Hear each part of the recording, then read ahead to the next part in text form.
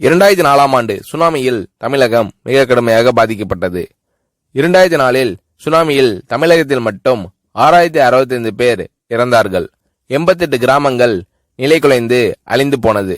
இந்த சூழ்நிலையில் அம்மா அவர்கள் எடுத்த நடவடிக்கையால் 10 கிராமங்களுக்கு ஒரு அமைச்சர், ஒரு IAS அதிகாரி, ஒரு PRO என்ற ஒரு குழுவை அமைத்து உலக வரலாற்றிலேயே இது போன்ற மீட்பு நடவடிக்கை இருந்திருக்காது என்ற அளவில் 3 நாளில் பாதிக்கப்பட்ட கிராமங்களுக்கு மின்சாரம் வழங்கப்பட்டது.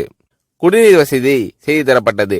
இந்த மின்னல் வேக நடவடிக்கையால் அப்போதிருந்த இந்திய ஜனாதிபதி அப்துல் கலாம் மற்றும் அமெரிக்காவின் முன்னாள் அதிபர் கிளின்டன் ஆகியோரின் பாராட்டுகளை அம்மாவின் அரசு பெற்றது.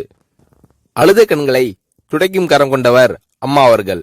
ஆண்டவன் யாரோ ஒரு நபர் மூலமாக வருவார். தமிழ்நாட்டிற்கு கிடைத்த தெய்வம் அம்மா அவர்கள். சுனாமியில் பாதிக்கப்பட்டவர்களில் 40 பேருக்கு 2 குழந்தைகளும் சுனாமியில் இறந்து விடுகிறது. அந்த 40 பேரும் ஏற்கனவே கருத்தடை ஆபரேஷன் செய்திருக்கிறார்கள். பெற்றோர்கள் மட்டும் உயிர் பிழைத்திருக்கிறார்கள்.